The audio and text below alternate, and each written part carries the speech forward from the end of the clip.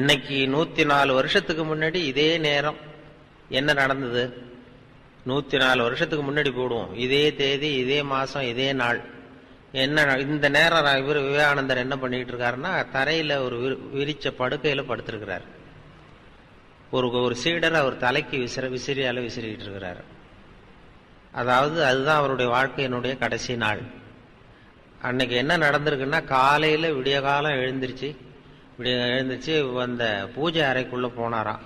தன்னுடைய பூஜை அறைக்குள்ள போய் கதவு ஜன்னல்லாம் சாத்திக்கிட்டார். 3 மணி நேரம் தியானத்தில் இருந்திருக்கிறார். தியானத்தில் இருந்துட்டு அதுக்கப்புறம் வெளியில ஒரு வாக்கிங், ஒரு கொஞ்சம் தூரம் அப்படி தோட்டத்தில் உலாவி விட்டு வந்திருக்கிறார். வழக்கமா அவர் எப்போதும் தனியா தான் உட்காந்து சாப்பிடுறதா அந்த பூஜை அறையில எப்போதும். அன்னைக்குன்னு பார்த்து அந்த ராமகிருஷ்ணருடைய சீடர்கள், தன்னுடைய சீடர்கள் எல்லாரையும் கூப்பிட்டு வச்சுக்கிட்டு அந்த சீடர்களோட சேர்ந்து சாப்பிட்டு இருக்கிறார் அன்னைக்கு காலையில. இதெல்லாம் கொஞ்சம் வித்தியாசமா நடந்திருக்கு அன்னைக்கு. அதுக்கு பிறகு மத்தியானம் 1 மணியிலிருந்து 4 மணி வரைக்கும் இந்த வடமொழி பிரம்மச்சாரிகளுக்கு வடமொழியில இலக்கண பாடம் நடத்தி இருக்கிறார். மத்தியானம் 1 மணியிலிருந்து 4 மணி வரைக்கும். அதெல்லாம் ஒழுங்கா நடந்திருக்குது. அதுக்கப்புறம் சாயந்தரம் பூஜைக்கு மணி அடிச்சிருக்கிறாங்க. மணி அடிச்ச உடனே கிடுகிடுன்னு உள்ள போயிருக்கிறார். போய் அங்க தியானம் 1 மணி நேரம் தியானம் பண்ணிருக்கிறாரு. தியானம் பண்ணிவிட்டு அதுக்கப்புறம் கொஞ்ச நேரம் ஏதோ அந்த தரையில விரிச்ச விரிப்புல படுத்திருக்கிறார். படுத்துட்டு ஒரு சீடரை கூப்பிட்டு, ஒரு விசிறி மட்டன் தான் கொண்டுகிட்டு வா அப்படின்னு கொண்டுட்டு வந்தார். தலை பக்கம் விசிறுன்னு இருக்காரு. படுத்ததும் தலை பக்கம் விசிறிக்கிட்டு இருக்கிறார். அந்த சீடர் கவனிச்சுக்கிட்டே இருக்கிறார் என்னன்னு. அவர் பாட்டுக்கு சுகமா படுத்திருக்கிறார். ஒரு கட்டத்துல லேசா அந்த கை மட்டும் லேசா அப்படி நடுங்கினது மாதிரி தெரிஞ்சுதான். அடுத்தது ஒரு 2 தடவை மூச்சை நல்லா இழுத்து விட்டது மாதிரி தெரிஞ்சிருக்குது. அவ்வளவுதான், அந்த ஆன்மா பிரிஞ்சுட்டுது. இதுதான் அங்க நடந்ததுன்னு சொல்லி ஒரு சம்பவம் அந்த மடத்துல கேள்விப்பட்டேன். ஆனா இது அப்ப அவருக்கு வயசு 35 வயசு, 5 மாசம் 24 நாளாம். சரியா சொல்ல போனா 39 வயசு, 5 மாசம் 24 நாள். அன்னைக்கு அந்த இறந்த நேரம் 9 மணின்னு நான் அங்க கேள்விப்பட்டேன். அப்புறம் சார் சொன்னார் அது 8 மணி அப்படின்னு சொல்லி இப்ப இங்க சொன்னார். அது இப்படி இந்த வரலாற்று குறிப்புகள்ல சில நேர குறிப்பு எது சரி எது தவறுங்கிறது நமக்கு தெரியல. இது கேள்விப்பட்டது அந்த கடைசி நாள் அவருடைய வாழ்க்கை அப்படிதான் முடிஞ்சது அப்படிங்கிறது தான் நான் பார்த்துட்டு வந்தது. அப்படி சொல்லுவாங்க. அவர் சொன்னது மாதிரி, அவங்க சொன்னது மாதிரி அந்த ஆன்மீகம்ங்கிறது வெறுமனே ஏதோ இந்த கோயிலுக்குள்ளே இருக்கிற விஷயம் இல்லை. அதை வீதிக்கு கொண்டு மக்கள் தொண்டு தான் உண்மையான ஆன்மீகம்ங்கிறத கொண்டு வந்தவர் அவர் தான். அதுல ஒன்றும் சந்தேகம் இல்லை. ஆன்மீகம் இல்லைன்னா ஆன்மீகம்ங்கிறது ஏதோ கோயிலுக்குள்ள இருக்கிற சமாச்சாரம். அவர் சொல்றார், அதாவது கோயில்ல இருக்கிற சிலையில கடவுளை பார்க்கிறவன் பக்தியின் அடிவாரத்திலே நின்று கொண்டிருக்கிறான். கோயிலுடைய சிலையிலே கடவுளை பார்க்கிறவன் பக்தியின் அடிவாரத்திலே நின்று கொண்டிருக்கிறான். மக்கள் தொண்டுல கடவுளை பார்க்கிறவன் அந்த பக்தியின் சிகரத்திலே நின்று கொண்டிருக்கிறான். அப்படிங்கிறது நீ வெறுமனை சிலையை பார்த்துக்கிட்டு இருக்காதேன்னு சொல்லக்கூடிய ஒரு ஆன்மீகவாதியை எங்கேயாவது பார்த்திருப்பீங்களா? அது முதல் தடவை விவேகானந்தர் தான் சொல்றார். அதாவது ஆண்டவனை உச்சரிக்கிற உதடுகளை விட அடுத்தவருக்கு உதவி செய்கிற கரங்கள் மேலானவை. அதுதான் அவருடைய கருத்து. ஆண்டவனை உச்சரிக்கிற உதடுகளை விட அடுத்தவருக்கு உதவி செய்கிற கரங்கள் மேலானவை. அப்படின்னா எந்த அளவுக்கு ஆன்மீகம்ங்கிறது என்னங்கிறத நம்ம ஏதோ சாமி கும்பிடுறது தான் ஆன்மீகம்னு நினைச்சுக்கிட்டு இருக்கிறோம். அது இல்லை, நீ சேவை செய்யறது தான் ஆன்மீகம்னு சொல்லி சரியான திசையை காட்டினவர் அவர். இது அந்த கட்டத்துல தான் அது நடந்திருக்கு. அப்படிப்பட்டவர் உலகத்துக்கு தெரிஞ்சது செப்டம்பர் 11. அது என்னன்னா, அமெரிக்கா அந்த செப்டம்பர் 11 மறக்கவே முடியாது. விவேகானந்தர் பேசினதும் செப்டம்பர் 11, இந்த வர்த்தக கோபுரம் விமானம் இடிச்சதும் செப்டம்பர் 11. அதுக்கப்புறம் 100 வருஷம் கழிச்சு இது நடந்த ஒரு அதிர்ச்சி. இது ஒரு துன்ப அதிர்ச்சி, அது ஒரு இன்ப அதிர்ச்சி. அன்னைக்கு விவேகானந்தர் பேசினது. விவேகானந்தர் அங்க போறப்போ கூட அவரு முடிவு பண்ணல திடீர்னு. அதாவது வெளிநாட்டுல சர்வமத மகாசபை கூட்டம் நடக்குது சிகாகோவில். அதுக்கு போகலாமா வேண்டாமாங்கிற ஒரு குழப்பம். போகலாம்னு நினைக்கிறாரு. அவருக்கு என்ன சந்தேகம்னா, நான் போறேன்னு என் மனசு நினைக்குது, இது என்னுடைய எண்ணமா அந்தராத்மாவினுடைய எண்ணமா, இது கடவுளுடைய சித்தமா இல்ல என்னுடைய ஆசையா அப்படிங்கறத புரிஞ்சுக்க முடியலையா. இப்ப நமக்கெல்லாம் ஒரு ஆசை வந்ததுன்னா இது நம்ம ஆசையா கடவுளுடைய சித்தமா இது அப்படிலாம் நினைச்சிட்டு இருக்க மாட்டோம். ஏதோ அவருக்கு இந்த வெளிநாடு போகணுங்கிற எண்ணமே இது நானா நினைக்கிறேனா இல்ல ஆண்டவன் நினைக்க வைக்கிறானா அப்படிங்கிற அந்த குழப்பத்துலதான் கொஞ்ச நாள் இருக்கிறாரு. அதுக்கு பிறகு அந்த குழப்பத்திலே ஒரு நாள் கனவு கண்டாரா. கனவுல குருதேவர் ராமகிருஷ்ணர் கடல்ல போய் இறங்குறது மாதிரி தெரிஞ்சிருக்கு. கரையிலிருந்து கடல்ல போய் இறங்கி அங்க போய் நின்றுகிட்டு வான்னு கூப்பிட்டாராம் இவரை. இவர் உடனே இறங்கி போனதும் அவர் கையை பிடிச்சு அழைச்சிட்டு போறது மாதிரி ஒரு கனவு. கடல் கடந்து போறதுக்கு ஏதோ குருதேவருடைய ஆசி இருக்குங்கிறத புரிஞ்சுக்கிட்டார். வாழும் போதே செத்து போகிறவர்கள் செத்த பிறகும் வாழ்ந்து கொண்டிருப்பார்கள். அது எப்படி வாழும் போதே செத்து போறது? இப்போ வரவேற்புரையிலேயே செத்து போறதை பத்தி தான் நமச்சிவாயம் பேசினார். ஆரம்பத்திலே இப்படி பேசுறாருன்னு எனக்கு பயமா இருந்தது. செத்து போறது நாமெல்லாம் எப்ப செத்து போறது என்ன ஏதுங்கிறது மாதிரி அத இப்போ இப்படி இந்த ஞாபகத்தை படுத்துறாரு அப்படின்னு நினைச்சா. ஆனா அதுதான் அந்த சமாதி நிலைங்கிறது. அதுதான் வாழும்போதே செத்து போகிற நிலை. அது எப்படி வாழும்போதே செத்து போறதுன்னா என்ன அப்படின்னா அதுக்கு சொல்றேன்னு, ஒருத்தன் ஒரு கிளி வளர்த்தான். ஆப்பிரிக்காவுக்கு போய் ஒரு கிளி பிடிச்சிட்டு வந்தான் ஒருத்தன். ஆப்பிரிக்காவுக்கு போனப்ப ஒரு கிளியை பிடிச்சிட்டு வந்து கூண்டுல வச்சு வளர்த்துக்கிட்டு இருக்கான். வேளைக்கு சாப்பாடு தண்ணி எல்லாம் போட்டுக்கிட்டு இருக்கான். அந்த கிளி கூண்டுக்குள்ள வளருது. கொஞ்ச நாள் கழிச்சு அந்த வளர்க்குறவன் மறுபடியும் ஆப்பிரிக்காவுக்கு போறான். அப்போ இவன் கேட்டான் அந்த கிளிகிட்ட, கிளியே நீ பிறந்த ஊருக்கு நான் போறேன், உன் சொந்தக்காரங்களுக்கு ஏதாவது செய்தி இருந்தா சொல்லு, நான் சொல்லிவிட்டு வரேன் அப்படின்றான். அந்த உள்ள இருக்கிற கிளி, நீ தான் வேளைக்கு சாப்பாடு போடுற, ஏதோ கூண்டுக்குள்ள என் காலம் ஓடிக்கிட்டு இருக்கு, அது சொல்லிட்டு வா அப்படின்ட்டு. இவன் நேரா போனான், ஆப்பிரிக்காவுக்கு போனான், வேற காரியமா போனா, எல்லாத்தையும் முடிச்சுட்டு காட்டுல போய் ஒரு கிளி மரமா பார்த்து சொல்லிட்டு இருக்கிறான். பார்த்தா எல்லாம் ஒன்றும் கவனிக்கல. ஒரே ஒரு கிளி மட்டும் தனியா உட்காந்துருந்தது, ஜோடி இல்லாம. அதுகிட்ட போய் சொன்னான், உன் ஜோடி கிளியை அங்க கூண்டுக்குள்ள வச்சு வளர்த்துக்கிட்டு இருக்கிறேன், வேளைக்கு சாப்பாடு கொடுத்துக்கிட்டு இருக்கேன்றான். உடனே அந்த கிளி என்ன பண்ணிச்சு, பொலன்னு அப்படியே கண்ணீர் விட்டுதான். கண்ணீர் விட்டு சுருண்டு கீழே விழுந்து செத்து போச்சு. ஐயோ அனாவசியமா இதை சொல்லி இந்த உயிர் போயிட்டுதேன்னு சொல்லி அவன் வருத்தப்பட்டுக்கிட்டே வந்திருக்கிறான். இந்தியாவுக்கு வீட்டுக்கு இந்த கூண்டு கிளிகிட்ட போய் சொன்னானா, கிளியே இது மாதிரி உன் சொந்தக்கார கிளிகிட்ட, உன் ஜோடி கிளிகிட்ட சொன்னேன் இது மாதிரி இந்த கூண்டுக்குள்ள இருக்கேன்னு. உடனே பொலன்னு கண்ணீர் விட்டது, அப்படியே சுருண்டு விழுந்து செத்து போச்சு அப்படின்னு அதை சொல்லியிருக்கிறான். சொன்ன உடனே இது என்ன பண்ணுச்சு, இதுவும் கூண்டுக்குள்ளேயே பொலன்னு கண்ணீர் விட்டு சுருண்டு விழுந்து செத்து போச்சு கூண்டுக்குள்ளேயே. அனாவசியமா 2 உயிர் போயிட்டுதேன்னு சொல்லி அப்புறம் கூண்டை திறந்து இனிமே இதை வச்சுக்கிட்டு என்ன பண்றது, எடுத்து தூக்கி எறிஞ்சான். தூக்கி எறிஞ்சா படப்படன்னு ரெக்கை அடிச்சுட்டு போய் உட்காந்துக்கிட்டது மரத்துல. அது சாவல. அங்க போய் உட்காந்துக்கிட்டு சொல்லிச்சான், இந்த கூண்டுக்குள்ளே இருந்து தப்பிக்கிறதுக்கு என்ன வழிங்கிறத உன் மூலமா என் ஜோடி கிளி செய்தி சொல்லி அனுப்பிச்சது. அதுவும் அங்க சாவல. கூண்டுக்குள்ளே இருந்து தப்பிக்கிறதுக்கு இதுதான் வழி. என்ன வழின்னா, வாழும் போதே செத்து போக கற்றுக்கொள், நீ கூண்டுக்குள்ளிருந்து தப்பித்துக் கொள்ளலாம். அந்த கிளி வாழும் போதே செத்து போனது இந்த கூண்டுக்குள்ள, இப்போ செத்த பிறகும் வாழ்ந்து கொண்டிருக்கிறது. அந்த தலைகளிலிருந்து விடுபடுறது, நம்முடைய தலைகளிலிருந்து விடுபடுறதுக்கு அந்த வாழும் போதே செத்து போகிற கலையை கற்றுக்கொள்ளுங்கள். அதுதான் அவங்க சமாதி நிலைன்னு பெருசா சொல்றது. அப்படி அந்த நுணுக்கத்தை தான் நமக்கு ஆன்மீகம் நமக்கு சொல்லி கொடுக்குது. ஒரு ஊர்ல ஒரு கோயில் இருந்தது, ரொம்ப பழைய கோயில். உள்ள போறதுக்கே பயமா இருக்கும், எந்த நேரத்துல இடிஞ்சு விழுந்துருமோ அப்படிங்கிற பயம்.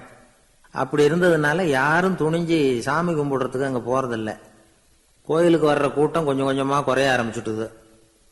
கோயில் நிர்வாகிகள் எல்லாரும் கூடி உட்காந்து பேசினாங்க, என்ன பண்ணலாம்னு யோசனை பண்ணாங்க. எந்த இடம் மோசமா இருக்கோ அந்த இடத்த பழுது பார்த்தாங்க. அங்க எங்க வர்ணத்தை பூசி கொஞ்சம் அழகுபடுத்தி பார்த்தாங்க. ஏதோ இந்த ஊர்ல கோயில்னு ஒண்ணு இருக்கு, அது மக்களுக்கு தெரியணும் அப்படிங்கிறதுக்காகத்தான் இப்படிலாம் பண்ணாங்க. இருந்தாலும் கோவில் இருக்கிற நிலைமை மக்களுக்கு தெரியும், அதனால அங்க வர்றது குறைச்சிக்கிட்டாங்க அவங்க.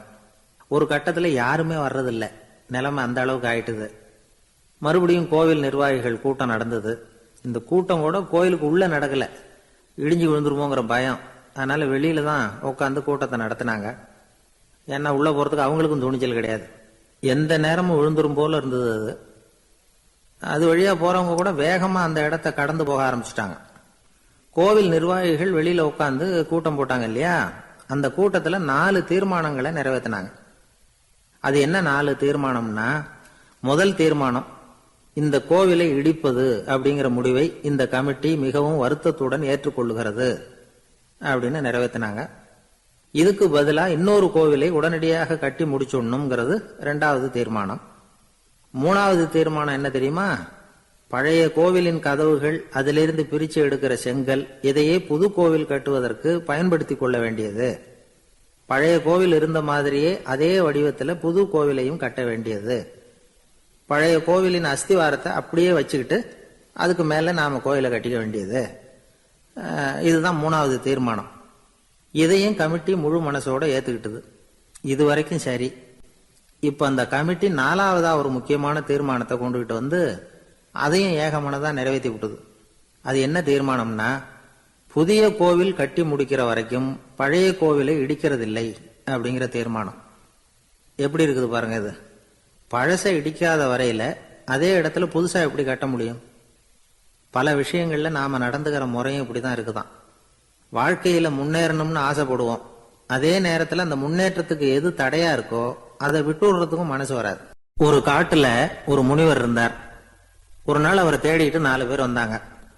சுவாமி, எங்களுக்கு ரொம்ப நாளா ஒரு சந்தேகம்னாங்க. என்னன்னு கேட்டார்.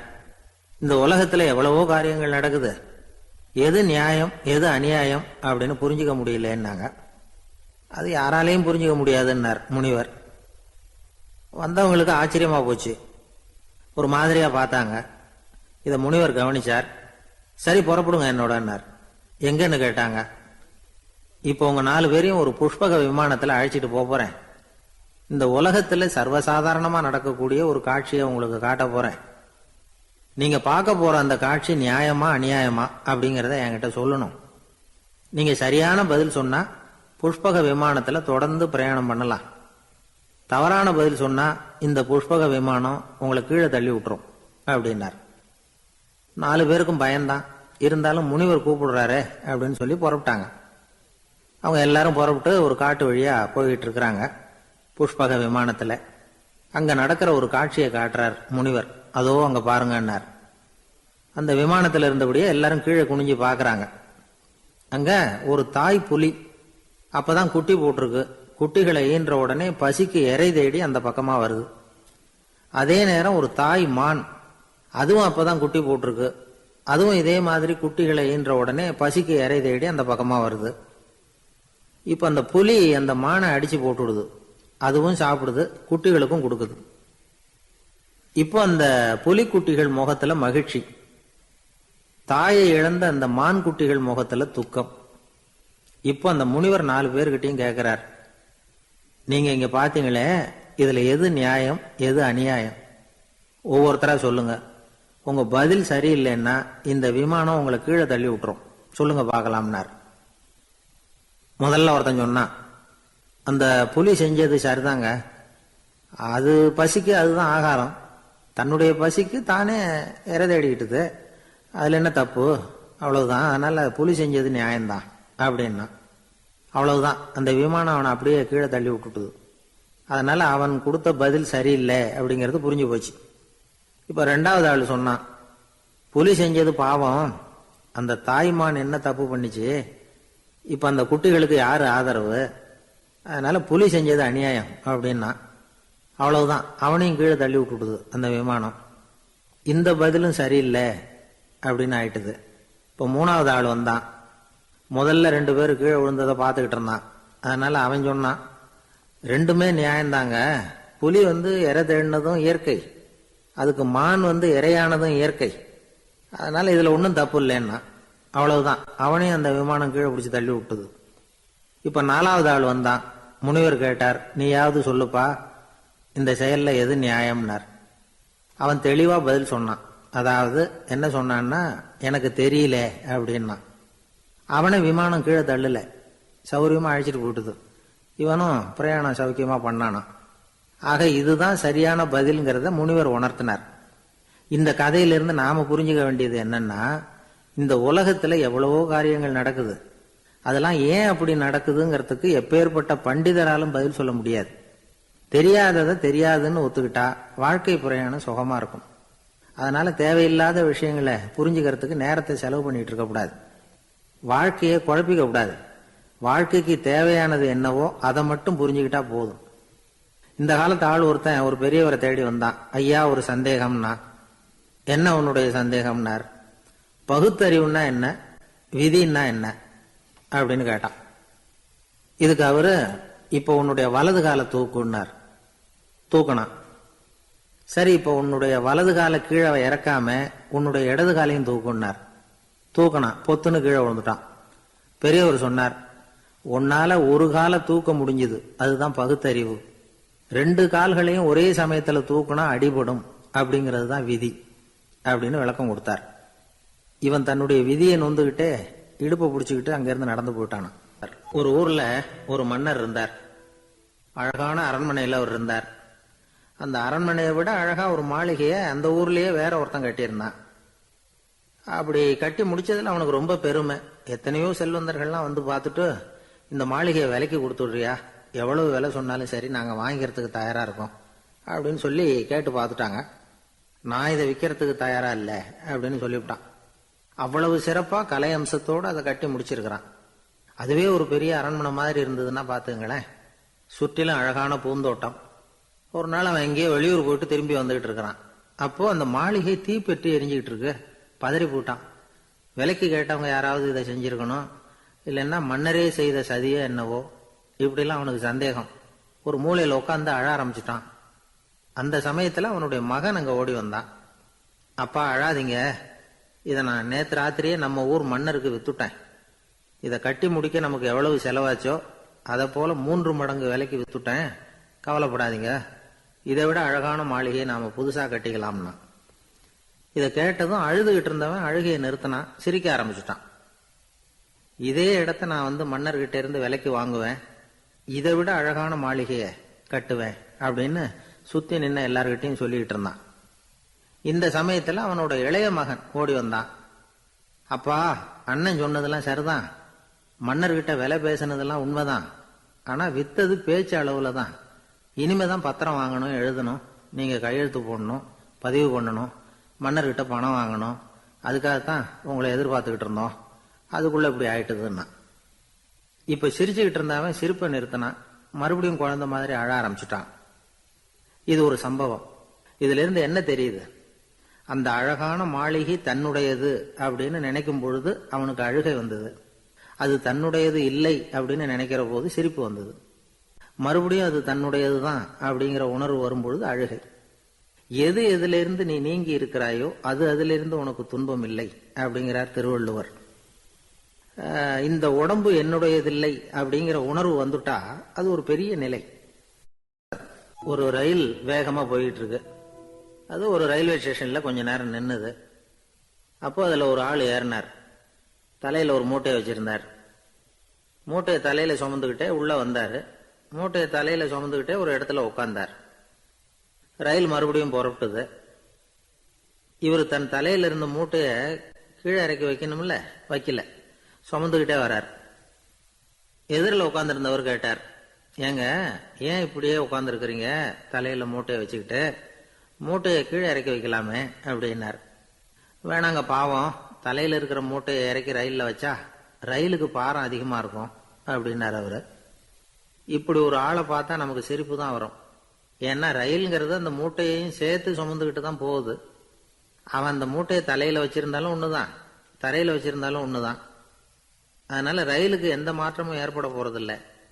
அதே மாதிரி தான் நம்ம மனமும். இதுவும் ஒரு தேவையில்லாத சுமை, அனாவசியமா சுமந்துகிட்டு இருக்கிறோம். இத கீழே இறக்கி வச்சுட்டா வாழ்க்கை பிரயாணம் சுகமா இருக்கும். ரயில் பிரயாணம் பண்ற அந்த ஆள் மூட்டையை சுமக்கிறான், வாழ்க்கை பிரயாணம் பண்ற நாம மனசை சுமக்கிறோம். இது ரெண்டுக்கும் எந்த வித்தியாசமும் இல்லை. மனசை கீழே இறக்கி வச்சுட்டா பாரம் இல்லாமல் வாழலாம், பறவைகள் மாதிரி பறக்கலாம், குழந்தைகள் மாதிரி கள்ளங்கபடம் இல்லாம வாழலாம். இந்த வெளி உலகத்துல நாம நிலை பெற்று இருக்கணும், வேரூன்றி இருக்கணும். அதே சமயம் நம்முடைய உள்வெளியில ஆன்மீக வாழ்க்கையில பாரம் இல்லாம இருக்கணும். அப்போ பறக்கணும், நதியை போல ஓடணும், மிதக்கணும். பயணம் சுகமா இருக்கும், களைப்பு தெரியாது, கவலை தெரியாது. ஒரு சீடன் போதி தர்மரை நாடி வந்தான். குருவே, நீங்கள் என்ன வெறுமையாக இருக்க சொன்னீங்க, நான் இப்ப மறுபடியும் வெறுமையானவன் ஆகிட்டேன், அதனால இப்ப என்ன செய்ய சொல்றீங்க என்ன அப்படின்னு சொல்லி நின்னான். உடனே அந்த குரு பக்கத்துல இருந்த ஒரு குச்சியை எடுத்து அவன் தலையில அடிச்சு, போய் அந்த வெற்றுத்தன்மையையும் வீசி எறிந்து விட்டு வா அப்படின்னார். நான் இப்போ காலியா இருக்கிறேன்னு ஒருத்தன் சொல்றான்னு வச்சுங்க, அது உண்மை இல்லை. ஏன்னா இன்னமும் அதுல நான்கிற எண்ணம் இருக்குது. எந்த சிந்தனையும் இல்லாம இருக்கிறது கடினம் தான். ஆனாலும் மனிதன் அதுல உள்ள நுட்பத்தை புரிஞ்சுக்கிட்டான்னா இவ்வளவு தூரம் தூக்கி சுமந்துக்கிட்டு வந்த அந்த மனதின் முட்டாள்தனத்தை அவனே பார்த்துட்டு சிரிப்பான். இதுதான் பெரியவங்க சொல்லியிருக்கிற ஆலோசனை. நம்மால் ஒருத்தன் தலையில ஒரு பெரிய மூங்கில் கூடையோட ரயில்ல உட்கார்ந்தான். கூடை தலையில இருந்தது, கீழே இறக்கி வைக்கல. எதிரில் இருந்தவர் கேட்டார், ஏங்க எதுக்காக அதை அனாவசியமா சுமந்துகிட்டே இருக்கீங்க, கீழே இறக்கி வைங்களேன்னார். இல்லைங்க, நான் வீட்டை விட்டு புறப்படும் பொழுதே என் பையன் சொல்லிவிட்டான் கூடைய தலையை விட்டு இறக்கக்கூடாதுன்னு அப்படின்னார். அவன் சின்ன பையன், விவரம் இல்லாம சொல்லியிருப்பான். இப்ப என்ன நேரில் வந்தா பாத்துக்கிட்டு இருக்கிறான், நீங்க இறக்கி வைங்கன்னார் அவர். அவன் நேரில் பாத்துக்கிட்டு இல்ல, இருந்தாலும் நான் இந்த கூடையை கீழே இறக்கி வச்சா அது அவனுக்கு தெரிஞ்சிரும் அப்படின்னாரு இவர். அது எப்படின்னாரு அவர். அவன் தனக்கு டிக்கெட் வாங்க வேணாம்னு சொல்லி இப்ப இந்த கூடைக்குள்ளதான் உட்கார்ந்துருக்கிறான் அப்படின்னாரு. மனிதனுடைய வாழ்க்கையே களிப்பில் தொடங்கி மகிழ்வில் தொடர்ந்து ஆனந்தத்தில் முடிய வேண்டும் அப்படிமா. களிப்பு, மகிழ்வு, ஆனந்தம் அப்படிங்கிறது அந்த இது. களிப்புன்னு ஒண்ணு நம்ம எப்படின்னா, களிப்புன்னா என்னன்னா, இப்போ ஒரு ஒரு ஒரு ஒரு காப்பியை கொடுக்குறாங்க, ஒரு காப்பி கொண்டாந்து வச்சாங்க, நான் சாப்பிட்டேன். நான் சாப்பிட்ட அதே காப்பியை இன்னொருத்தரும் சாப்பிட முடியாது. இப்போ இங்கே ஒரு ஸ்வீட்டு கொண்டு வந்து வைக்கிறாங்கன்னு வைங்க, ஒரு ஜாங்கிரி வைக்கிறாங்க ஒரு தட்டில், நான் எடுத்து சாப்பிட்றேன். அது எனக்கு சந்தோஷத்தை கொடுக்குது, எனக்கு இனிப்பா இருக்கு. நான் சாப்பிட்ட அதே ஜாங்கிரியை இவர் டாக்டரும் சாப்பிட முடியாது. அவருக்கு வேற ஒரு ஜாங்கிரி வேணா கொடுக்கலாம், இதையே சாப்பிட முடியாது. இப்ப நான் போட்டிருக்கிற இந்த சட்டையை இதே நேரத்தில் இன்னொருத்தரும் போட்டுக்க முடியாது. இதுதான் களிப்புக்கு இலக்கணம். களிப்புங்கிறது என்னன்னா, எனக்கு மட்டுமே சந்தோஷத்தை கொடுக்கும், அது அடுத்தவங்களுக்கு சந்தோஷத்தை கொடுக்காது. மகிழ்வுங்கிறது எப்படின்னா, ஒரு பாட்டு அருமையா பாடிக்கிட்டு இருந்தாங்க முன்னாடி கச்சேரி, அது என் காதுல விழுந்ததுனால உங்க காதுல விழாம போயிட்டுதா? ஒருத்தர் காதுல விழறதுனால இன்னொருக்கு உபயோகப்படாம ஒரே நேரத்தில் அத்தனை பேருக்கும் சந்தோஷத்தை கொடுக்குது. இதுதான் மகிழ்வுங்கிறது. இது ரெண்டுக்குமே ஒரு எல்லை உண்டான். களிப்புங்கிறதுக்கும் மகிழ்வுங்கிறதுக்கும் எல்லை உண்டு. எப்படின்னா, ஒரு ஜாங்கிரி வச்சா எனக்கு இனிப்பா இருக்கு, இன்னொன்னு வைக்கிறீங்க சாப்பிட்றேன், இன்னொன்னு வைக்கிறீங்க சாப்பிட்றேன், இப்படி 115 ஜாங்கிரி வைக்கிறீங்க. 116வது ஜாங்கிரி வைக்கும் பொழுது வைக்கிறவனா அடிக்கலாமான்னு தோணும். அதாவது ஒரு வெறுப்பு வந்துருது பாருங்க, அதுதான் களிப்பினுடைய இலக்கணம். களிப்புங்கிறது ஒரு எல்லை தான், அதுக்கு மேல அது கோபமா மாறும், எரிச்சலா மாறும். மகிழ்வுங்கிறது அப்படிதான். இப்ப இந்த பாட்டு பாடினாரு, திருப்பி திருப்பி அதே பாட்டை பாடிக்கிட்டே இருக்காருன்னு வைங்க, முதல் தடவை நல்லா இருக்கு கை தட்டுவோம். திருப்பி திருப்பி பாடி 20-30 தடவை அதே பாடினாருன்னா மெதுவா தூக்கி கொண்டு போய் வெளியில விட்டுலாமான்னு தோணும். அதுக்கும் ஒரு எல்லை இருக்கு, மகிழ்வுக்கும் ஒரு எல்லை உண்டு. ஆனந்தம்ங்கிறது எப்படின்னா ஆன்மா சம்பந்தப்பட்டது, அதுக்கு எல்லையே கிடையாதான். அது எப்படி ஆனந்தத்தை அடையிறது என்னன்னா, விவேகானந்தர் சொன்னதுதான், அடுத்தவங்களுக்கு உதவுங்கள். இப்போ ஒருத்த என்னால நிம்மதியா இருக்க முடியல சார், எனக்கு என்ன காரணம்னு புரியல, நீங்க தான் வழி சொல்லணும்னு ஒரு ஆசிரமத்துக்கு போய் ஒரு இது மாதிரி சாமி மாதிரி ஒரு பெரியவர்கிட்ட போய் கேட்டிருக்கான். அந்த ஆசிரமத்துல பெரியவர் என்ன சொன்னாரு, நான் உனக்கு உன் நிம்மதிக்கு வழி வேணுமா உனக்கு, நான் சொல்றேன் வா, இங்க படு, ராத்திரிக்கு இங்க தங்கிடு, காலையில உனக்கு சொல்றேன் அப்படின்னு ராத்திரி சாப்பாடுலாம் போட்டு ஒரு பாயை போட்டு தலைவாணி கொடுத்து படுத்துக்கடா அப்படின்னு படுக்க வச்சுட்டார்.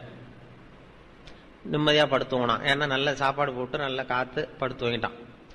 காலையில இவர் வந்தார், சாமியார் வந்தார். இவன் படுத்துவோன தட்டி எழுப்பினாரே, எழுந்துடுறான்னு எழுந்திரிச்சான். என்ன ராத்திரி பூரா நிம்மதியா படுத்துவோனியா? நிம்மதியா தூங்கினேன் சாமி அப்படின்றான். அந்த தலைவணியை தூக்கு அப்படின்னா தலைவணி எடுத்தா ஒரு நல்ல பாம்பு அப்படியே படம் எடுக்குது உள்ள இருந்து. ராத்திரி பூரா உள்ள ஒரு நல்ல பாம்பு அப்படி படத்தை கொத்த வருது, அப்படியே அலறி அடிச்சுட்டு ஓடி வந்துட்டான். அப்ப இவர் இந்த சாமியார் சிரிச்சுட்டே சொன்னாராம், ராத்திரி பூரா அந்த நல்ல பாம்பு உன் தலைவணிக்கு அடியில் தான் இருந்தது, நான் தான் கொண்டாந்து வச்சேன். ராத்திரிக்கு பூரா உன் தலைக்கு அடியிலேயே ஒரு நல்ல பாம்பை வச்சுக்கிட்டு உன்னால எப்படி நிம்மதியா இருக்க முடிஞ்சது அப்படின்னு கேட்டிருக்காரு. நிம்மதியா தூங்கினேங்கிற, ஆனா உன் தலைக்கு ஒரு அடி பக்கத்திலேயே நல்ல பாம்பு இருக்கு, எப்படி நிம்மதி உனக்கு கிடைச்சது? அது இருந்தது எனக்கு தெரியாது, என் மனசு அதுல இருந்து விலகி இருந்தது, அதனால நிம்மதியா இருந்தேன் அப்படின்றான். அப்பதான் அவர் சொன்னார், அவனுடைய மனது எது எதுல இருந்து விலகி இருக்கிறதோ அதுல இருந்து உனக்கு நிம்மதி கிடைக்கும். அதனால அந்த மனதை விலகி இருக்கிற கலையை கற்றுக்கொள். அந்த அது இருக்குன்னு தெரிஞ்சிருந்ததுன்னா உன்னால தூங்கிருக்க முடியாது. பாம்பு இருக்குன்னு சொல்லியிருந்தேன்னா ஒரு வார்த்தை நீ தூங்கிருக்க மாட்டேன். அந்த நுணுக்கத்தை கற்றுக்கொள் அப்படின்னு சொல்லி அவர் சொல்லுவாங்க. அப்படிதான் அந்த நமக்கு முன்னோர்கள்லாம் அதை சொல்றாங்க. விதி மதியெல்லாம் இவர் எந்த விதியை மதியால் வெல்லலாம்ங்கிறதா விவேகானந்தருடைய கருத்து. நான் துணிச்சலாயிரு, விதியாவது ஒன்றாவது, மதியால் எல்லாம் வெல்லலாம். வாழ்க்கையில் நமக்கு விதி மதிங்கிறது ரெண்டும் கலந்து தான் வந்துகிட்டு இருக்கு. அதுல என்ன முக்கியம்னா, நமக்கு புரிஞ்சுக்கிறாப்புல அதை சொல்லணும்னா, எதை சந்திக்கிறோமோ அது விதி, எப்படி சந்திக்கிறோமோ அது மதி. இதுதான் அந்த சந்தர்ப்பம்ங்கிறது. நாம சந்திக்கிறோம், எத்தனையோ சந்தர்ப்பங்கள் வருது. எதை சந்திக்கிறோமோ அதுக்கு பேர் விதி. அதை எப்படி நாம எதிர்கொள்ளுகிறோம் சந்திக்கிறோம்ங்கிறது மதி. அந்த மதி சாமர்த்தியமா இருந்ததுன்னா விதியை வெல்ல முடியுங்கிறது தான் விவேகானந்தருடைய கருத்து. அந்த அளவுக்கு அவங்க இது பண்றாங்க. அதுலதான் அந்த சமாதி நிலைங்கிறது ஒரு பெரிய ஆன்மீகத்துல அவங்க பெருசா சொல்றாங்க. அது 14 வயசுலயே விவேகானந்தருக்கு வந்துட்டுதுன்னு சொல்லி குறிப்புகள் சொல்லுது. அது அவங்க அப்பா ஏதோ ராய்ப்பூர்ல இருந்தாராம், விவேகானந்தருடைய அப்பா. அதாவது அப்பா நரேந்திரன் பேரு. இவங்க அம்மாவோட ஒரு மாட்டு வண்டியில போயிட்டு இருந்தாராம். அவங்க அப்பாவை பார்க்கறதுக்கு ரொம்ப தூரம் மாட்டு வண்டியில போகணும். அப்படி போகும்பொழுது ஒரு காட்டு பாதை போயிட்டு இருக்கும்பொழுது, பெரிய காட்டு பாதை, 2 பக்கம் பெரிய பெரிய மலை சிகரம், உயரம் ஆகாயத்தை தொடர்றது மாதிரி 2 சிகரங்கள். அது 2 மலை நெருங்கி இருக்கு. அதுல அந்த தேன் கூடு கட்டியிருக்கு. 2 மலையும் இணைச்சி பெரிய தேன் கூடு கட்டியிருக்குது. இந்த இயற்கையினுடைய வினோதத்தை பார்த்து இவர் என்னமோ அதிசயத்தை ஒரு பரவச நிலைக்கு போயிட்டாராம் விவேகானந்தர் 14 வயசுல. அதுதான் அவர் முதல்ல அவருடைய நிலை. அதை சமாதி நிலைன்னே சொல்லி பின்னாடி எல்லாரும் அந்த குறிப்புல அது சொல்றாங்க. சமாதி நிலைங்கிறது ரொம்ப பெரிய விஷயம். பெரியவங்களுக்கெல்லாம் அது ரொம்ப காலம் கழிச்சு ஏற்படுறது. ராமகிருஷ்ண பரமஹம்சர்கிட்டயே அவருடைய படத்தையே ஒருத்தர் ஓவியர் வரைஞ்சாராம். ராமகிருஷ்ணர் படத்தையே ஒருத்தர் ஓவியர் வரைஞ்சி அவர்கிட்டயே கொண்டு போய் காட்டியிருக்காரு. ராமகிருஷ்ணர் படத்தை வரைஞ்சி அவர்கிட்டயே கொண்டு போய் படத்தை காட்டியிருக்காரு ஓவியர். இவர் ராமகிருஷ்ணர் என்ன பண்ணாரு, அது தொட்டு கும்பிட்டாராம். நல்லா இருக்குன்னு சொல்லி தொட்டு கும்பிட்டுருக்காரு. இவருக்கு ஆச்சரியம் எல்லாருக்கும், என்னது உங்க படத்தையே தொட்டு கும்பிடுறீங்க அப்படின்னு கேட்டதுக்கு அவர் சொன்னாராம், இது என்னுடைய படமா இருந்தா நான் தொட்டு கும்பிட்டுருக்க மாட்டேன், நீ என்னுடைய சமாதி நிலையை படமா வரைஞ்சிருக்கிற, என்னுடைய சமாதி நிலையை நீ படமாக வரைந்திருக்கிறாய், அது உயர்ந்த நிலை, அது நாம் வணங்க வேண்டியது, அதனால தான் தொட்டு கும்பிட்டேன் அப்படின்பாங்க. அந்த சமாதிங்கிறது ஒரு பெரிய நிலை. அது அஷ்டாங்க யோகத்துல சொல்லுவாங்க. சரி, அந்த இயமம் நியமம் ஆசனம் பிராணாயாமம் பிரத்யாகாரம் தாரணை தியானம் சமாதின்னு சொல்லுவாங்க. 8 நிலை. அது எப்படின்னா, ஒரு ஆமை ஏதாவது ஒரு ஆபத்துன்னா 4 காலு தலையை உள்ற இழுத்துக்குதுல்ல, அது மாதிரி 5 புலன்களையும் நாம உள்ற இழுத்துக்கிறது, உள்ற ஒடுக்க தெரியணும். ஆங்காரம் உள்ளடக்கி 5புலனை சுட்டறுத்து தூங்காமல் தூங்கி சுகம் பெறுவது எக்காலம் அப்படின்னு பத்திரகிரியார் பாடுறார். தூங்காமல் தூங்குவதுங்கிறது தான் சமாதி நிலை. தூங்காமல் தூங்கி சுகம் பெறுவது எக்காலம். அது ஆங்காரம் உள்ளடக்கி 5புலனை சுட்டறுத்து அப்படின்னா 5 புலன்கள் இருக்குல்ல, அதுல சுட்டு அறுக்கணும். அதாவது இப்ப இந்த கேன்சருக்கெல்லாம் தீச்சு விட்டுறாங்கல்ல, வெறுமனை அடக்கிறது இல்ல, சுட்டு அறுத்து அந்த 5 புலன்களையும் ஆமை மாதிரி உள்ற அடக்கிக்கிட்டு தலையை இழுத்துக்கிட்டாங்கன்னா அதுக்கு பேரு தான் பிரத்யாகாரம்னு பேரு. அந்த உள்ற அடக்கின 5 புலன்களையும் ஒரே எண்ணத்தை நோக்கி ஒரே புள்ளியை நோக்கி செலுத்துவதற்குள்ள அதுக்கு தாரணைன்னு பேரு. அந்த ஒரு புள்ளியிலேயே நிலைச்சிருக்க வைக்கிறது இருக்குல்ல, அதுக்கு தியானம்னு பேரு. அதையும் கடந்து போறது சமாதி. இதுதான் அவங்க சொல்றது சமாதி நிலைங்கிறது. அது வாழும் போதே செத்து போகிறவர்கள் செத்த பிறகும் வாழ்ந்து கொண்டிருப்பார்கள் அப்படிங்கிறது ஒரு பெரிய தத்துவம். ஒரு பெரிய காடு, அந்த காட்டுக்கு மத்தியில ஒரு ஆசிரமம். அங்க ஒரு முனிவர் இருந்தார். பல இடங்கள்ல இருந்து வர்ற குழந்தைகளுக்கு அவர் பாடம் சொல்லி கொடுத்துக்கிட்டு இருக்கிறார். ஏழை பணக்காரர் அப்படிங்கிற வித்தியாசம்லாம் கிடையாதுங்க. எல்லாரும் அவர்கிட்ட தங்கள் பிள்ளைகளை அனுப்பி வச்சாங்க. மன்னர்களுடைய பிள்ளைங்க கூட அங்க அவர்கிட்ட தான் படிக்கிறதுக்கு வருவாங்க. ஆனா அந்த முனிவரை பொறுத்த வரைக்கும் எல்லா பிள்ளைங்களும் ஒண்ணுதான். இது யார் வீட்டு பிள்ளைன்னு எல்லாம் பார்க்க மாட்டார், எல்லாரும் சமம். மாணவர்கள்லாம் அங்கேயே மாச கணக்குல வருஷ கணக்குல தங்கி இருந்து பாடம் கத்துக்கிட்டு போறது வழக்கம். அவரா பார்த்து போன்னு சொல்ற வரைக்கும் அங்கேயே இருக்கணும், படிக்கணும். குருகுல வாசம். ஒரு சமயம் ஒரு ராஜகுமாரனும் அவர்கிட்ட படிச்சுக்கிட்டு இருந்தான். அவனுக்கு ஒரு 15 வயசு இருக்கும். சில வருஷம் கழிச்சு இந்த முனிவர் தன்கிட்ட இருக்கிற மாணவர்களுக்கெல்லாம் பரீட்சை வச்சார். அவங்களுடைய அறிவு முதிர்ச்சியை கணிக்கிறதுக்காக பல சோதனைகள்லாம் வச்சார். ஒவ்வொருத்தரா பார்த்து இனிமே நீங்க உங்க வீட்டுக்கு போகலாம் அப்படின்னு சொல்லி அனுப்பி வச்சுக்கிட்டு இருக்கிறார். எல்லாரும் போயிட்டாங்க. கடைசியா மிஞ்சி இருந்தது ஒரே ஒரு மாணவன். அவனை மட்டும் வீட்டுக்கு அனுப்பல. யார் அந்த பையன் தெரியுமா? அவன்தான் அந்த ராஜகுமாரன். ராஜகுமாரனுடைய தந்தைக்கு, அதுதான் இந்த ராஜாவுக்கு அங்க வயசு ஏறிக்கிட்டே போகுது. என்ன இது படிக்க போன பையன் இன்னும் திரும்பி வரலையே அப்படின்னு நினைச்சார். வந்துட்டா சீக்கிரமா அவனுக்கு பட்டம் கட்டிவிட்டு நாம விலகிக்கலாமே அப்படின்னு நினைச்சாரு. கல்யாணம் வேற பண்ணி பார்க்கணும் பையனுக்கு. ஆனா பையன் வர்ற வழியை காணும். ராஜா பார்த்தார். சரி நேர்லயே போய் என்னன்னு தெரிஞ்சுட்டு வந்துருவோம் அப்படின்னு காட்டுக்கு புறப்பட்டார். அங்க போய் முனிவரை பார்த்தார். முனிவர் இவரை அன்பா வரவேற்று உட்கார வச்சார். அதுக்கப்புறம் ராஜா மெதுவா, எல்லாரையும் வீட்டுக்கு அனுப்பி வச்சுட்டீங்களாமே, ஏன் பிள்ளைய மட்டும் அப்படின்னு சொல்லி மெதுவா இழுத்தார். முனிவர் இதுக்கு உடனே பதில் சொல்லல. ராஜாவை கூப்பிட்டுட்டு போய் விருந்தினர் குடிசையில் தங்க வச்சார். அதுக்கப்புறம் சொன்னார், உங்க மகன் எல்லா பாடங்கள்லையும் முதல் இடம் வாங்கியிருக்கான். இப்படி முதலாவதா வர்ற மாணவனுக்கு நாங்க இன்னொரு தேர்வு வைக்கிறது வழக்கம். அதுலேயும் அவன் முதலாவதா வந்துட்டான்னா அவன் ஒரு பெரிய வித்வான் அப்படிங்கிற கௌரவத்தை அடைஞ்சிருவான் அப்படின்னார். அதாவது முனிவர் அப்படி சொல்றார். அப்படி சொல்லிவிட்டு போயிட்டார் அவர். ராஜா அங்கேயே தங்கிட்டார். ராத்திரி படுத்து தூங்கினார். காலையில் எழுந்திரிச்சு அந்த குடிசைக்கு வெளியில் வந்தார் பல்லு விளக்கறதுக்காக. அந்த சமயத்தில் தூரத்தில் ஒருத்தன் ஒரு கையில் கோடாலியை வச்சுக்கிட்டு தலையில் ஒரு பெரிய விறகு கட்டை சுமந்துக்கிட்டு வந்துக்கிட்டு இருக்கிறது மாதிரி தெரிஞ்சுது. யாராவது விறகு வெட்டியா இருக்கும் அப்படின்னு நினைச்சார் ராஜா. கிட்ட வந்ததும் உத்து பார்க்குறாரு. பார்த்தா அது தன்னோட புள்ள. திகைச்சு போயிட்டார். என்ன இது, ஒரு ராஜகுமாரனை கூட இது மாதிரி வேலையெல்லாம் செய்ய சொல்றாங்களே அப்படின்னு நினைச்சார். ராஜகுமாரன் விறகு கட்டை கொண்டுகிட்டு போய் கொல்லை பக்கம் வச்சான். அந்த சமயம் முனிவர் அங்க வந்தார். என்ன மகனே, விறகு வெட்டிட்டு வந்துட்டியா? சரி, இப்போ ஒரு துடைப்பத்தை எடுத்துக்கோ, விருந்தினர் குடிசையின் வாசல் பக்கத்தை கூட்டி பெருக்கி சுத்தம் பண்ணு போ அப்படின்னார். அப்படியே செய்கிறேன் குருவே அப்படின்னு சொல்லிவிட்டு போனான். சுத்தம் பண்ண ஆரம்பிச்சிட்டான். ராஜா பார்த்தார் இதை. உடனே ஓடியாந்தார். மகனே, என்ன காரியம் பண்ற? துடப்பத்தை கீழே போடுனார். இப்போ அந்த ராஜகுமாரன் சொல்றான், தந்தையே, இது என்னுடைய குருதேவரோட உத்தரவு. இங்க நான் ஒரு மாணவன். இங்க அரசனும் ஒண்ணுதான், ஆண்டியும் ஒண்ணுதான். குருதேவர் சொல்றத மறுக்காம செய்யறது தான் எங்க கடமை அப்படின்னா. இந்த சமயம் முனிவர் அங்க வந்தார். இவனை முதுகுல தட்டி கொடுத்தார். அப்புறம் ராஜா கிட்ட சொன்னார், அரசே, உங்க புள்ள எங்க கடைசி தேர்வுலையும் வெற்றி பெற்றுட்டான். பணிவு தான் மாணவர்களின் மிக உயர்ந்த குணம்.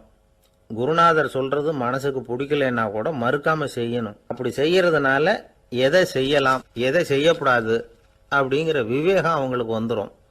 செய்யக்கூடாததை கூட பெரியவங்க சொல்லிவிட்டா செஞ்சுதான் ஆகணும் அப்படிங்கிற பணிவு அவங்களுக்கு வந்துடும். இந்த குணம் வந்துட்டுதுன்னா அவங்க எத்தனை கடினமான வேலையா இருந்தா கூட ரொம்ப சுலபமா செஞ்சு முடிச்சிருவாங்க. தூக்கத்திலேயும் அப்புறம் துக்கத்திலேயும் தோண்டு போட மாட்டாங்க. இந்த பணிவும் விவேகமும் அவங்க கிட்ட மன உறுதியை ஏற்படுத்தும். அந்த உறுதி உங்க பையனுக்கு வந்தாச்சு.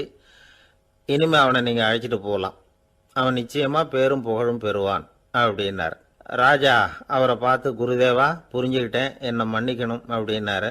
அதுக்கப்புறம் மகனை அழைச்சிக்கிட்டு நாட்டுக்கு திரும்பி வந்துட்டார்.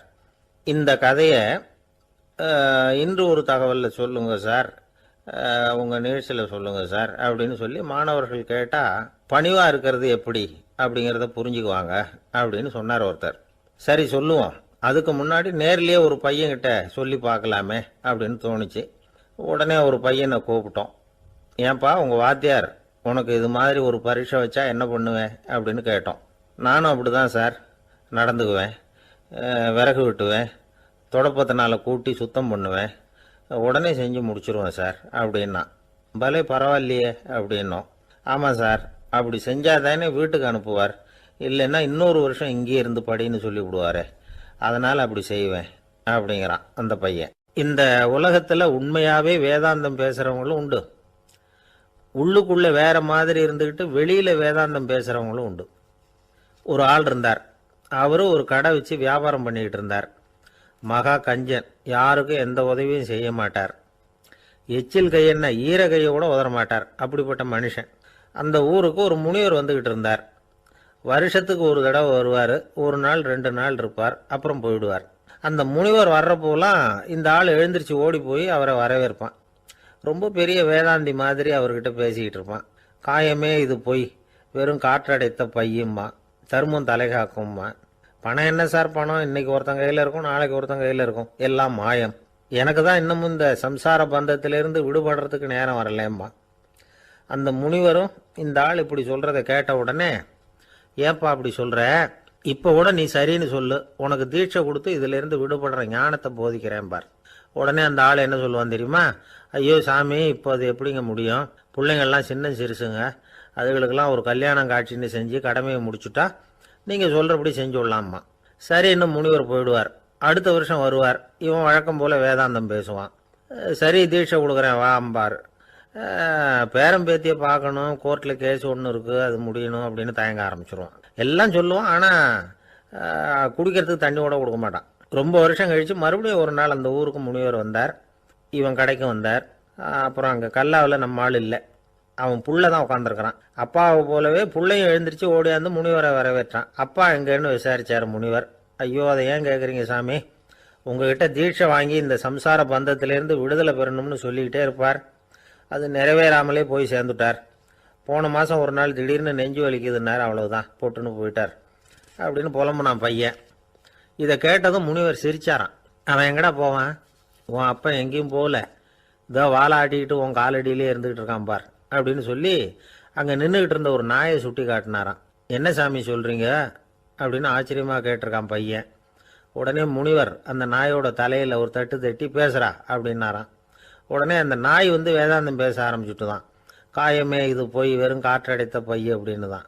முனிவர் சொன்னார், அடே இப்போவும் ஒன்றும் கெட்டு போகல, நீ விரும்புனா சொல்லு, உனக்கு தீட்சை கொடுத்து என் பின்னாடியே அழைச்சிட்டு போயிடுறேன், அங்கே அழைச்சிட்டு போய் உனக்கு ஞானத்தை போதிக்கிறேன், வர்றியா அப்படின்னு கேட்டிருக்காரு. உடனே அந்த நாய் சொல்லிச்சான், ஐயோ அதை ஏன் கேட்குறீங்க சாமி, நான் உண்ணாமல் தின்னாமல் ஏராளமான சொத்து சேர்த்து வச்சுட்டேன். என் பிள்ளைங்க அதோட பெருமை தெரியாமல் ராத்திரி நேரம்லாம் கதவை திறந்து போட்டுட்டு தூங்கிடுவாங்க. அதனால் இப்படி நாயாக பிறந்து ராத்திரி பகலாக சுற்றி சுற்றி காவல் காத்துக்கிட்டு கிடக்கிறேன். இப்போ எப்படி சாமி வர முடியும் அப்படின்னு கேட்டுதான். நம்ம எத்தனையோ பேர் பிறக்கிறோம், அது ரொம்ப அபூர்வமாக சில பேர் அது மாதிரி அடுத்தவங்க பேரில் அக்கறை உள்ளவங்களா இருப்பாங்க. இவர் அண்ணன் நடராஜன் பக்கத்தில் இருக்காரு. இவர் என்ன பண்ணாருன்னா, இப்போ எனக்கு அவருக்கு கிட்டத்தட்ட ஒரே வயசு தான். நான் ஆல் இண்டியா ரேடியோலேருந்து ரிட்டையர் ஆனேன் 2002. ரிட்டையர் ஆன உடனே எனக்கு என்ன தோணுதுன்னா, பேசாமல் வீட்டில் உட்காந்துக்குவோம், ஏதோ நம்ம உண்டு நம்ம காரியம் உண்டுன்னு பார்த்தா போகிறோம், இனிமேல் என்னத்தை பண்ண போகிறோம், வேற ஒன்றும் வெளி விவகாரம்லாம் வேண்டாம், நாம சௌக்கியமாக இருந்தால் போதும் அப்படிங்கிறது தான் எனக்கு வந்தது எண்ணம். இவரும் அப்போ அந்த ரிட்டையர் ஆனார். ஆனால் அப்படி நினைக்கல அவர், நாம சௌக்கியமாக இருந்தால் போதும்னு அவர் நினைக்கல. அதுதான் எனக்கு அவருக்கும் உள்ள வித்தியாசம். அதனால தான் என்ன என் கையால் அவருக்கு கொடுக்க சொன்னாங்க. நான் எப்படி நினைச்சிருந்தா அவர் கையால் நான் வாங்கியிருப்பேன், அப்படி பண்ணியிருக்கலாம். அவர் என்ன பண்ணாரு, அவர் ரிட்டையர் ஆகி ஊருக்கு வந்ததுமே யாரையும் கேட்டிருக்காரு, நம்ம பெரியவர் எங்க, அவர் எப்படி இருக்காரு அப்படின்னு. ரிட்டையர் ஆகி வீட்டுக்கு வர்றார், ஊருக்கு கும்பகோணத்துக்கு பக்கத்துல. நம்ம பெரியவர் ஒருத்தர் இருந்தார் நம்ம ஊர்ல, அவர் எப்படி இருக்காருன்னு ஏதோ விசாரிச்சிருக்காரு. அப்போ சொன்னாங்களாம், அவர் செத்து போட்டாரு ஏற்கனவே அப்படின்னு இருக்காங்க. செத்துட்டாரா, ஏன் செத்து போனாரு அப்படின்னு கேட்டிருக்காரு. பசி சாப்பாட்டுக்கு இல்லாம செத்தார் அப்படின்னு இருக்காங்க. அப்பதான் அவர் யோசிச்சிருக்காரு, நம்ம ஊர்ல ஒருத்தர் சாப்பாட்டுக்கு இல்லாம செத்துருக்காரு, அப்ப நம்ம இவ்வளவு பேர் இருந்து அதுக்கு என்ன அர்த்தம், ஒருவேளை சாப்பாடு கூட போட முடியாம போட்டுது அப்படின்னு இவர் மனசுக்குள்ள அப்பதான் அந்த எண்ணம் வந்தது.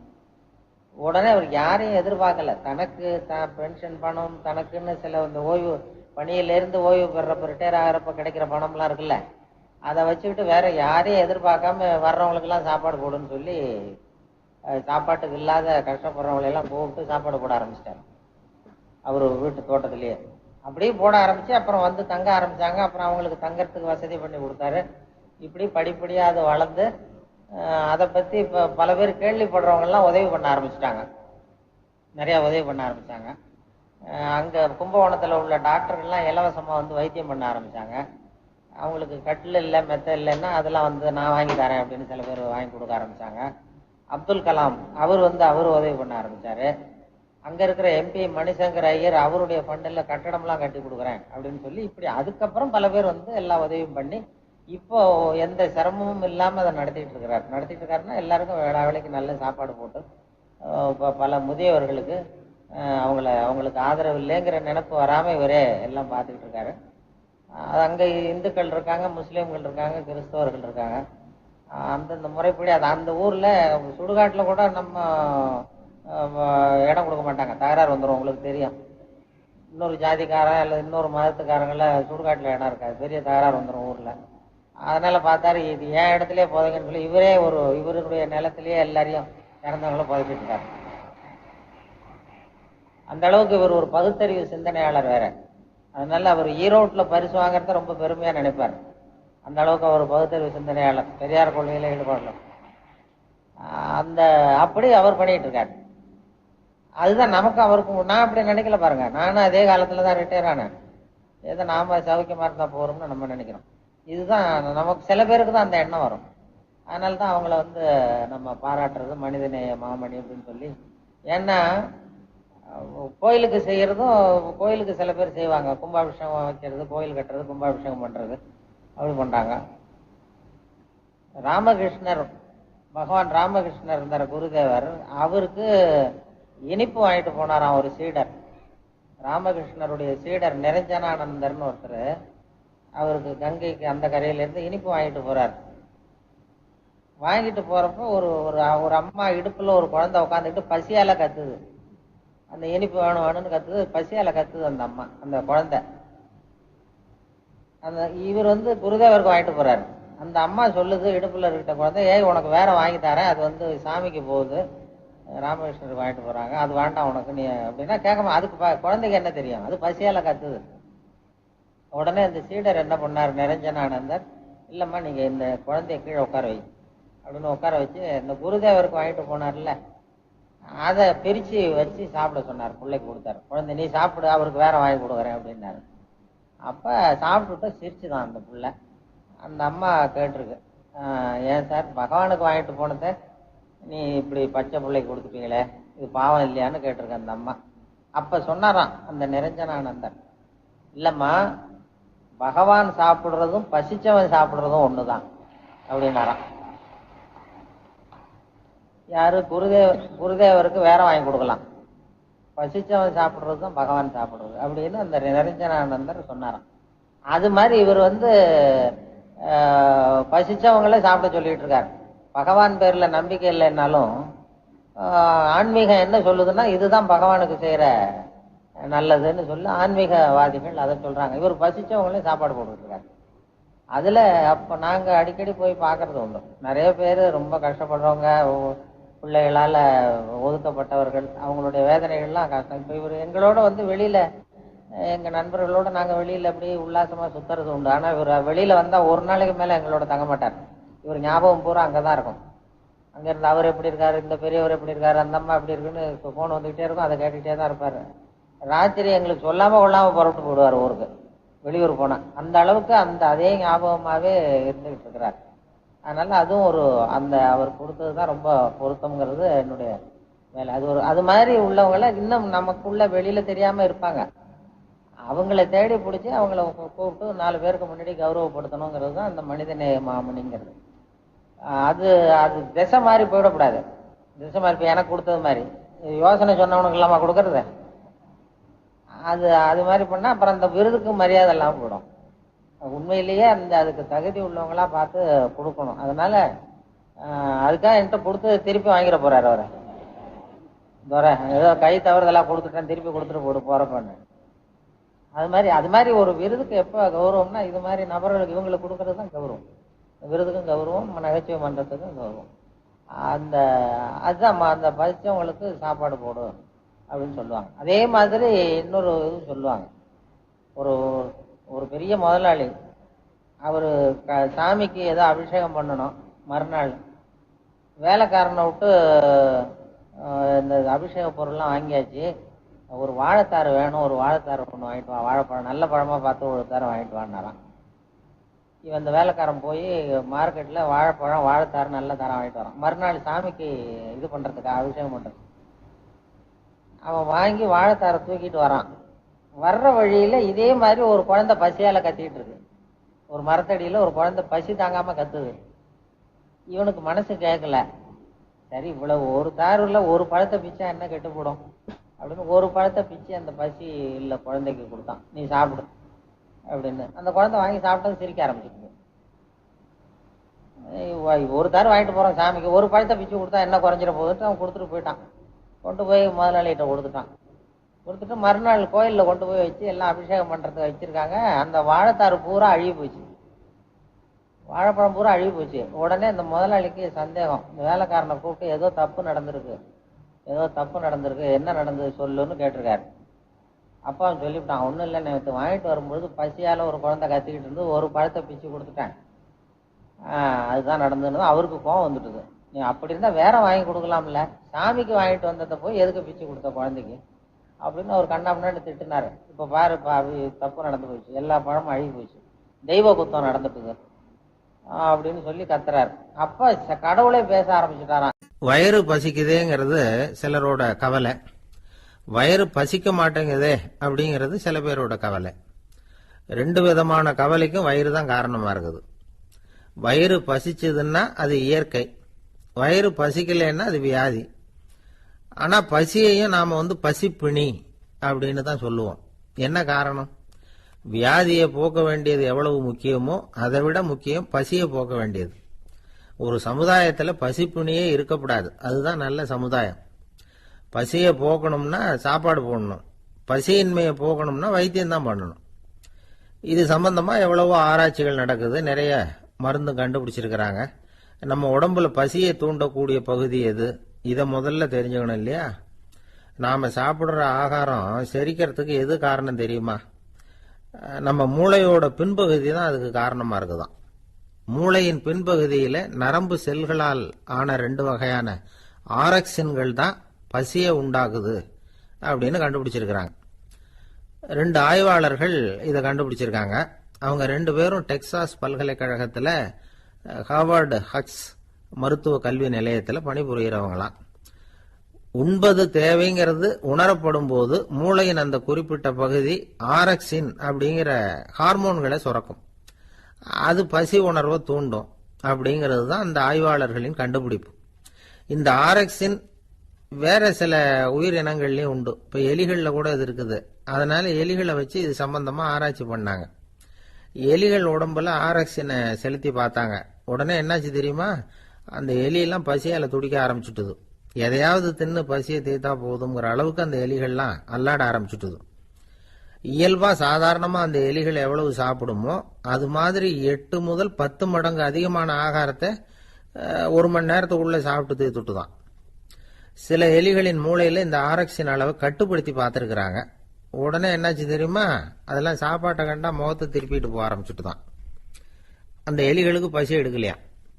இந்த ஆராய்ச்சியின் அடிப்படையில் பசியை எடுக்காமல் இருக்கிற மனிதர்களுக்கும் பசியை தூண்ட முடியும் அப்படின்னு சொல்லி ஆராய்ச்சியாளர்கள் தெரிவிச்சிருக்கிறாங்க.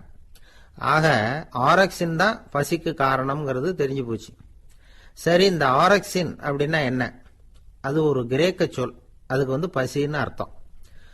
நம்ம ஆளுங்களுக்கெல்லாம் பசியை தூண்டுறதுக்கு மருந்து தேவையில்லை, பசியை குறைக்கிறதுக்கு தான் மருந்து தேவை. ஒரு அம்மா டாக்டரை தேடி வந்தாங்களாம்.